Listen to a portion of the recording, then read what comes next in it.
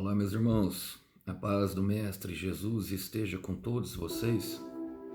Que Deus abençoe quem me ouve e que o Senhor Deus Todo-Poderoso possa se manifestar e se fazer presente através dessa palavra. Palavra que é poderosa para incendiar o nosso coração, palavra que é poderosa para trazer ânimo, palavra que é poderosa para curar, libertar, restaurar, resgatar e salvar a vida de muitos, a nossa e as que conosco estão. Vamos lá, vamos embora. Vamos ver o que o Senhor tem para nós hoje, no dia de hoje. O texto para nossa breve reflexão encontra-se no livro de Atos dos Apóstolos. Quero ler com vocês o capítulo 10, a partir do verso 34 em diante, para aquilo que o Senhor quer falar conosco. Diz assim a palavra de Deus: Então Pedro respondeu: Vejo claramente que Deus não mostra nenhum favoritismo. Em todas as nações ele aceita aqueles que o temem e fazem o que é certo. Esta é a mensagem de boas novas para o povo de Israel. A paz com Deus por meio de Jesus Cristo, que é Senhor de todos. Eu quero repetir: a paz com Deus por meio de Jesus Cristo, que é Senhor de todos. Vocês sabem o que aconteceu em toda a Judéia, começando na Galileia, depois do batismo de João, que João proclamou. Sabem também que Deus ungiu Jesus de Nazaré com o Espírito Santo e com poder. Então Jesus foi por toda parte, fazendo bem e curando os oprimidos pelo diabo, porque Deus estava com ele. Glória a Deus. Somente até aqui, irmãos, é um texto belíssimo, é um texto de Atos que eu gosto de contextualizar como a transição, e a transição, irmãos, a ponte, aquilo que é justamente o nosso momento da libertação até a terra da promessa, libertação, deserto e terra da promessa. Ela implica algumas situações como essas, por exemplo, desses homens aqui, como de Pedro, líder da igreja, que é justamente a união de propósitos, o estabelecimento de contatos. Deus coloca pessoas do nosso lado do nível da promessa. Deus coloca pessoas do nosso lado que nos ajudarão, que nos acompanharão, ou até mesmo que nós instruiremos elas. Deus coloca pessoas do nosso lado, pessoas que vão agregar o evangelho segundo o seu propósito, segundo o seu bom propósito e aquilo que ele lhe prometeu. E por ser um livro de transição, que eu costumo falar que é justamente a transição que está acontecendo nesse momento, de Jesus Cristo até Cornélio, por meio de Pedro. Pensando nisso, eu quero fazer as aplicações pertinentes a esse texto. A palavra começa falando assim no versículo 34. Então Pedro respondeu: Vejo claramente que Deus não mostra nenhum favoritismo. E Deus não mostra, irmão. Deus não mostra favoritismo. O que Deus mostra é favor. E as pessoas confundem muito essa questão do favor e do favoritismo. Quero hoje mexer um pouquinho nesse assunto, mas vou começando falando justamente sobre o favor. Por quê, meu irmão? Deus se vale da sua graça para cumprir propósitos. O que é a graça? O favor imerecido e gratuito. Sendo imerecido e gratuito, e sendo que todos nós pecamos, como é descrito em Romanos, capítulo 3, versículo 23, que todos pecaram e não atingiram o padrão da glória de Deus, ou estão destituídos da glória de Deus. Todos nós pecamos, então, por ser gratuita e imerecida, todos nós temos o perfil adequado para que essa graça venha a ser acessada. Mas Deus se vale da sua graça para cumprir propósitos. Ele sabe que o ser humano por si mesmo não dá conta, irmão. E ela é estabelecida através de quê? De princípios. De princípios. Como que se dá isso, Alisson? Paulo vai dizer para nós em Romanos 8, 28, olha o que ele diz. Sabemos, é uma consciência que ele tem. E pelo que parece, também a igreja de Romanos também já sabe. Sabemos que Deus age em todas as coisas para o bem daqueles que o amam. Deus age em todas as coisas, irmão, seja bom ou ruim, nós percebemos que ele age em todas as coisas para cumprir o propósito dele. E o propósito dele, a vontade dele é boa, perfeita e agradável. A vontade dele excede o entendimento humano. A vontade dele para a vida do ser humano vai além daquilo que o ser humano pensa. Por quê? Porque nosso Deus é grandioso. Então, ela age para os bens daquilo que o ama. E quem é que usa, irmão? Aqueles que guardam os seus mandamentos. E a palavra fala dos que foram chamados de acordo com o seu propósito. Quem é que foi chamado de acordo para o seu propósito, irmão? Aqui parece que tem favoritismo, mas não tem. Por quê? Porque muitos são chamados e, na verdade, a verdade é que poucos serão escolhidos, mas nesses que foram chamados segundo o seu propósito e que caminharam segundo o seu propósito, segundo o propósito dele, Deus derramará o favor para que nada, exatamente nada, venha impedir de que o seu propósito se cumpra. E Deus diz em Jeremias 1, versículo 12, ele fala: eu velo para que a minha palavra se cumpra. Velar, meu irmão, é vigiar, fica ali olhando, observando todos esses que foram chamados de acordo com o seu propósito. Sabe aquela sensação de um olhar superior, de que nos dá segurança? É justamente isso que Paulo está falando. Olha, no versículo 35, ficou claro isso, irmãos, que é justamente isso, porque aqui no versículo 35 ele traz um melhor entendimento. Diz assim, ó: em todas as nações ele aceita aqueles que o temem e fazem o que é certo. Pedro vai entrar nesse assunto, irmão, por quê? A postura é o acesso para o favor. A postura é o acesso ao favor. E qual que é a postura, irmão? Aqueles que o temem e fazem o que é certo. Você percebe? Você consegue perceber que, na verdade, o temor do Senhor já nos gera essa postura de querer agir corretamente. O temor do Senhor traça os limites para nós. Quem caminha com o Senhor vai gerando temor. Nós vemos o caso de Lucas 8, que ele relata justamente a mesma passagem de Marcos 4,35, que no final, quando Jesus acalmou o mar e acalmou os ventos, aqueles homens ficaram cheios de temor. Antes eles estavam com medo da tempestade, mas agora eles começaram a temer a Deus. Por quê? Porque viram que aquilo que afligia o coração deles era pequeno diante do poder daquele que estava diante dele. E a postura é o acesso para esse favor, irmão. Uma postura de temor, de crer, de saber que Deus está olhando. É um posicionamento firme e concreto de pessoas retas, íntegras, que não se dobram a Baal, irmão. Que não se dobram a Baal, que têm a consciência assim de que são pecadoras, que são falhas, mas que não se conformam com esse pecado. Eu vejo que o maior problema, irmão, que existe é justamente a conformidade com o pecado. Sabe aquele negócio? Eu nasci assim e não tenta lutar, por mais difícil que seja, não tenta, sabe, melhorar de vida, não tenta. Deus não se agrada da pessoa que, sabe, que está estagnada, que está parada, que não quer melhoria para a sua vida. Deus, ele nos fez ao crescimento, ele nos chamou ao crescimento e à frutificação. E para isso, nós precisaremos ajustar algumas coisas, aparar algumas arestas. Em Marcos, olha como fica evidente isso, que é a questão da postura. Em Marcos 16, versículo 16, fala: quem crê e for batizado será salvo, mas quem não crê será condenado. A diferença está justamente disso, em crer no propósito que Jesus tem para nós. Ele continua falando no versículo 36. Essa mensagem de boas novas é para o povo de Israel. Eu amo essa parte. Por quê, irmãos? Porque se ele não age com favoritismo, e se não tem ninguém especialzinho, se não tem ninguém escolhido, por que o povo de Israel? Por que a mensagem é para o povo de Israel? Parece contraditório, não é verdade? Não, não é. É bem simples de entender. Porque Deus trabalha com escolhidos. Em toda casa, irmão. Aqui na minha casa foi assim. Na minha casa aconteceu dessa forma. Em toda casa, em toda comunidade, em todo lugar, Deus tem aqueles que são escolhas dele. Israel é a escolhida de Deus entre as nações. Por quê? Porque Deus escolhe nações. Jesus nasceu judeu. E é uma escolha de Deus, irmãos. Nós não podemos fazer nada. Eu aceito a graça por quê? Porque nós não somos filhos legítimos. Nós somos filhos, como Paulo diz, por adoção.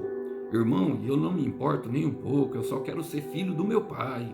Aleluia, porque é ele que escolhe o jeito que ele trabalha. Nós não podemos dizer ao oleiro como ele vai fazer e o porquê ele faz certas coisas. Não podemos dizer. Sabemos que é bom, sabemos que é perfeito, que é agradável, e isso já deve nos bastar para nós seguirmos em frente. Agora, Deus trabalha com os escolhidos, irmão. Deus escolheu deliberadamente, ele escolheu. E ele deliberadamente se escolheu valer das coisas loucas. Normalmente é aquele que ninguém dá nada, é aquele que é excluído. Nós devemos lembrar do princípio de Israel, irmão, que a nação de Israel, ela veio por meio de Abraão, que por meio do seu filho José foi parar no Egito e ali se cresceu até se multiplicar e se tornar uma nação dentro de outra nação. E foi como se fosse um parto. Deus fez o parto de Israel, tirando bravamente da mão de Faraó uma nação inteira. Aproximadamente 1 milhão de pessoas, a palavra fala. Aliás, eu não sei se é a palavra que fala ou se são os historiadores, eu não me fugiu agora a referência, mas há uma convicção de que havia 600 mil homens contados atravessando o deserto, irmão. E era só os homens, sem contar as mulheres e as crianças. Então mais de 1 milhão de pessoas. Tirou uma nação inteira para levar uma terra prometida. Houve um parto, houve um milagre ali, algo ali que o Senhor separou naquele momento, mas naquele momento eles eram escravos. Naqueles momentos eles passavam por aflições. Depois a arrogância tomou conta, e aí nós sabemos tudo que aconteceu, o endurecimento que aconteceu. E nós devemos aprender com isso e não deixar. Mas a respeito disso, o Senhor Jesus falou claramente aos seus discípulos. Falou antes dele ir para a cruz, ele fala em João 15:16, não foram vocês que me escolheram. Não foi você, meu irmão, que escolheu isso que você está vivendo. Minha irmã, não foi você que escolheu isso. Não é uma escolha sua. Mas eu os escolhi para irem e darem muito fruto. E talvez seja esse o motivo de tanto sufoco. Talvez seja esse o motivo da aflição. Por quê? É fruto que permaneça. Não é um fruto que... Não é um casamento que Deus vai te dar, que vai daqui 2 anos, 3 anos, 5 anos, como nós vemos no Brasil, a pessoa vai se divorciar. Não é um filho que vai se perder no meio do caminho. Não é uma família que vai dissolver. Não, Deus está trabalhando, irmão. Fruto que permaneça, a fim de que o Pai conceda a vocês tudo que pedirem em meu nome. E além de tudo, tem um cumprimento de promessa, um pedido que é realizado diante disso. Nós percebemos isso, irmão, e nós percebemos na sequência do que Pedro está falando. Por quê? Parece que ele aprendeu muito bem. Olha, vamos ler. Diz assim, boas novas para o povo de Israel. Ficou entendido isso? Aí ele fala, a paz com Deus por meio de Jesus Cristo, que é Senhor de todos. E ele volta a falar novamente, abranger, que é Senhor de todos. Irmãos, e não adianta. Ele é Senhor dos que creem, mas também dos que não creem. Ele é Senhor. Ele só não deu o devido tratamento ainda, porque ainda não chegou o momento de manifestar juízo. Estamos no tempo favorável, no ano aceitável do Senhor. No tempo favorável do Senhor. Então, o que o Senhor está querendo dizer, que justamente Israel a mensagem veio para Israel, mas que Ele é Senhor de todos. E é justamente sobre isso que nós estamos falando. A escolha do Senhor, invariavelmente, ela frutificará.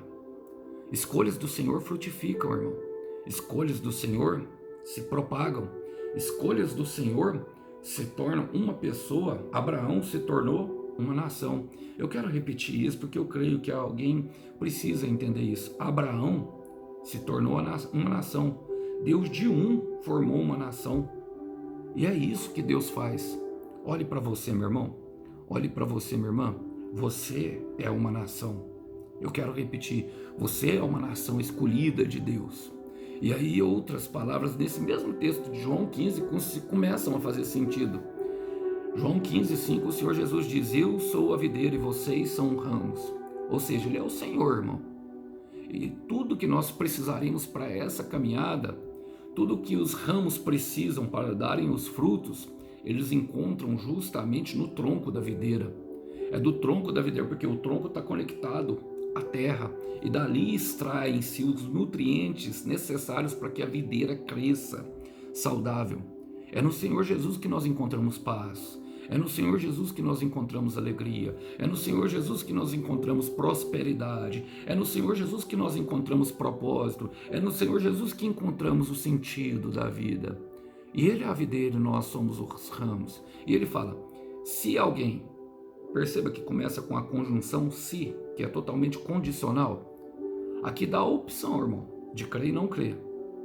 Logicamente nós somos chamados, e eu creio, irmãos, eu particularmente, eu sei que tem pessoas que não creem, que algumas pessoas, é uma crença minha, que algumas pessoas são predestinadas à vocação. Elas podem até se perder na salvação, mas a vocação, o propósito delas, Deus vai cumprir. E se Ele quiser, irmão, como por exemplo o caso de Jonas. Mas aqui nós não devemos trabalhar dessa forma. Por quê? Porque a regra geral é se. É se. Se alguém permanecer em mim e eu nele, esse dará muito fruto. E logicamente até mesmo aquele que é predestinado à vocação, ele vai ter que estar ali, se encaixar naquilo que Deus tem para ele, de uma forma ou de outra.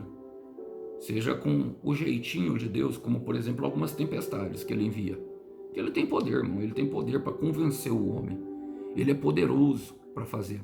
Agora, para frutificar, nós devemos permanecer nele e ele nós. E aqui vamos trabalhar um pouquinho nele. Como que isso acontece, Alisson? Eu tenho as minhas disciplinas, que são jejum, oração e leitura da palavra, e tudo isso muito bom, mas isso não nos dá o poder justamente de acessá-lo. E o justo viverá pela fé. Isso mostra que nós temos fé, que nós queremos vivenciar o propósito, mostra para Deus que nós estamos querendo sim construir uma vida melhor e aprender mais dele, aprender do nosso Deus, mas também trata de ele permanecer em nós. E como que ele permanece em nós? Ele fala, se vocês me amarem, guardarão os meus mandamentos. No versículo 7 ele fala, se vocês permanecerem em mim e as minhas palavras permanecerem em vocês. Ou seja, a promessa, irmão, é o propósito, está tudo ligado. Ele fala, pois sem mim nada podeis fazer. E aqui ele fala que sem ele não tem promessa. Sem Jesus não tem promessa. E é justamente isso que Pedro está explicando, que ele é Senhor de todos, está mostrando para Cornélio que Jesus é Senhor de todos. E olha como que ele vai dizer agora, como que ele vai partir para o final da sua pregação, até que esses homens, porque quando Pedro falava, Cornélio e a sua família foram batizados com o Espírito Santo. Esse é um caso de batismo do Espírito Santo sem imposição de mãos, sem a transferência, irmãos. A regra, pelo que parece, é justamente apóstolos, mensageiros e homens escolhidos de Deus transferirem o dom, a dádiva do Espírito. Ela é transferida. Ninguém sabe o momento e a hora, é uma decisão de Deus, irmãos, mas Deus age dessa forma. Mas aqui nesse momento, enquanto Pedro pregava, o Espírito Santo desceu sobre aqueles homens. E a palavra fala, continua, fala, vocês sabem o que aconteceu em toda a Judéia, começando na Galiléia, depois do batismo que João proclamou. Ele está falando do começo da história de Jesus de Nazaré, irmão. Então, o que aconteceu? Começou lá atrás com um simples homem, ele está falando a mesma coisa praticamente, que Deus começou lá atrás com João batizando e pregando o arrependimento, preparando o caminho para que o Senhor Jesus venha, até chegar a eles, que são gentios, e que pelo jeito Pedro já está trabalhando, que eles também deverão fazer a parte deles. É isso que o Espírito Santo vai guiar eles. Então Deus trabalha espalhando a notícia do milagre, irmão. Deus trabalha espalhando a notícia do milagre. É dessa forma que ele faz. E é interesse de Deus fazer o milagre. Aqui precisamos compreender que Deus tem um interesse firme em fazer aquele milagre que você pede, meu irmão. Aquele milagre que você pede todos os dias. E eu quero te falar que o seu milagre vai virar notícia. Eu quero repetir isso para que encontre no coração, no nosso coração, espaço a fim de dar esperança. O seu milagre, ele vai virar notícia. As pessoas vão saber. As pessoas vão falar entre si. Você não vai precisar falar nada, meu irmão. Você não vai precisar falar nada, minha irmã. Simplesmente fique na disposição, fique na posição que o Senhor falou. Em Marcos 1, 28, a palavra diz, as notícias aos seus respeitos espalharam rapidamente por toda a região da Galiléia. Está falando da vida de Jesus, irmãos. Logo depois que ele começou a ministrar, e o que aconteceu? Os demônios começaram a ser manifestos, e é o que Pedro vai falar aqui na frente, ser manifestados. Irmãos, quando Jesus chegou na terra, os demônios apareceram. Aquilo que estava causando aflição no ser humano, Paulo vai dizer que a nossa luta não é contra a carne ou sangue. Nós percebemos que no Antigo Testamento, antes, ouviu-se falar 2 ou 3 vezes, ou seja, o inimigo, meu irmão, ele fica escondido. Mas quando Jesus chega, o verdadeiro inimigo é revelado. E ali ele começou a curar expulsar alguns endemoniados. E o que aconteceu? As notícias ao seu respeito se espalharam rapidamente por toda a Galileia. E a notícia do seu milagre, o seu milagre vai virar notícia. A notícia do seu milagre vai ser espalhada. Vai ser espalhada. E como que acontece isso, Alisson? Agora Pedro começa a preparar Cornélio para o que há de vir. Ele fala: sabem também que Deus ungiu Jesus de Nazaré com o Espírito Santo e com poder. A Trindade, irmão, andando, oh glória. Sabe por quê, meu irmão? Porque, vamos ler novamente. Sabem também que Deus, o Pai, ungiu o Filho ungiu Jesus de Nazaré com o Espírito Santo e com poder. É o Espírito Santo que opera as maravilhas, é o Espírito do Deus vivo, irmão, a Trindade. Deus derrama a unção dele, irmão, naqueles que estão dispostos a viver o seu propósito. Eu quero repetir, Deus derrama a unção dele, a presença dele é para aqueles que estão dispostos a viver o seu propósito, como é o caso. Eu vou citar uma palavra aqui que Jesus leu de frente à sinagoga justamente de Nazaré. Aqui ele faz uma menção a Nazaré e eu creio que justamente por isso, ali diante de todo mundo, o Senhor leu essa palavra de Isaías, que está em capítulo 61, versículo 1, que fala: o Espírito do soberano Senhor está sobre mim, porque o Senhor ungiu-me para levar as boas notícias aos pobres. Enviou-me para cuidar dos que estão com o coração quebrantado, anunciar liberdade aos cativos e libertação das trevas aos prisioneiros, para proclamar o ano da bondade do Senhor. O tempo favorável de Deus chegou, o dia da vingança do nosso Deus, e para consolar todos que andam tristes, e dar a todos os que choram em Sião uma bela coroa em vez de cinzas, o óleo da alegria em vez de pranto, um manto de louvor em vez de espírito deprimido. Eles serão chamados carvalhos de justiças, plantio do Senhor, para a manifestação da sua glória. Quem aí quer ser um carvalho de justiça, irmão?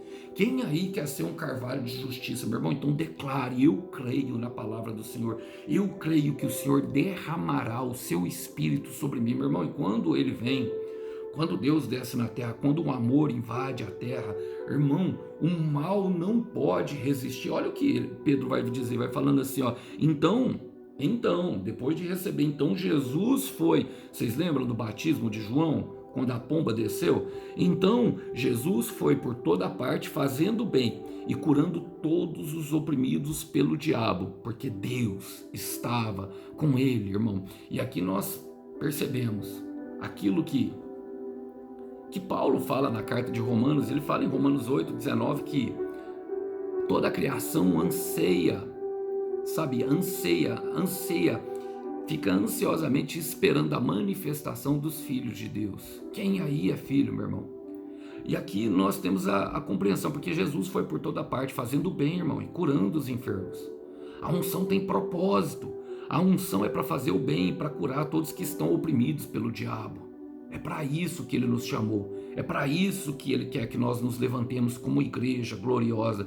E eu tenho uma convicção aqui, irmão, e quero terminar com vocês, que é de que quando Deus está no comando, entendemos que a missão irá ser concluída. A missão irá ser concluída. Fica tranquilo, meu irmão. Fique tranquilo, minha irmã. Aguenta aí o tempo do preparo do Senhor. Eu não sei. Cornélio foi preparado. Nós vemos que primeiro Deus girou. Isso aqui é aquilo que fala claramente em Atos capítulo 10, as obras de antemão que Deus preparou. Cornélio foi preparado. Primeiro Deus preparou, porque ele era um homem que já dava esmolas, Deus observava ele, e o que aconteceu? Deus preparou o coração dele justamente para que ele viesse a clamar, gerou um espírito de oração nele, e nesse espírito de oração, ele veio a ter um encontro com o anjo, recebeu direção e se conectou com a pessoa certa. Por isso que eu falei que Deus enviará pessoas do nível da promessa. E quando isso aconteceu, ele recebeu o Espírito Santo. Eu tenho plena convicção de que ele cumpriu o propósito dele. E é por isso que me dá a sensação de que a missão irá ser concluída. Quero terminar com vocês com Lucas 24, 49. E eu envio a vocês a promessa de meu Pai, mas fiquem na cidade, fiquem em Jerusalém, fiquem no centro da vontade de Deus, até serem revestidos do poder do alto. Tendo-os levado até as proximidades de Betânia, Jesus ergueu as mãos e os abençoou. Estando ainda a abençoá-los, ele os deixou e foi elevado ao céu. E foi elevado ao céu.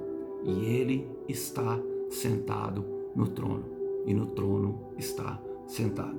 E isso me deixa plenamente convicto que o Cordeiro tem um prêmio para o teu sofrimento. O Cordeiro tem uma recompensa para o teu sacrifício. Que Deus abençoe os irmãos, que vocês possam ficar com essa breve mensagem. A paz do Mestre. Tchau, tchau.